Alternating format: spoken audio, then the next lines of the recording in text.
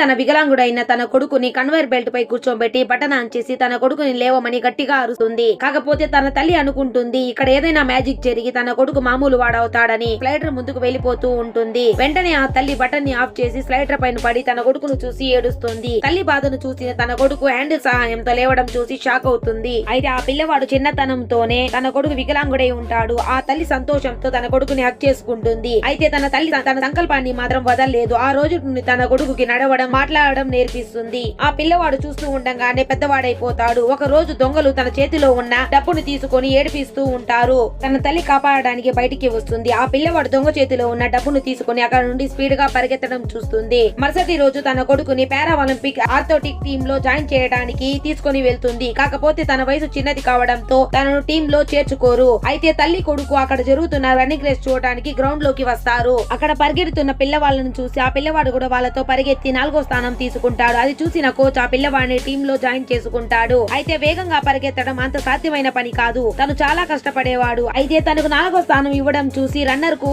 Coach పై చాలా కోపం వస్తుంది. వీడియో నచ్చినట్లయితే లైక్ చేసి సబ్స్క్రైబ్ చేసుకోండి. పార్ట్ 2 కావాలంటే కమెంట్ బాక్స్ లో పార్ట్ 2 అని కమెంట్ చేయండి.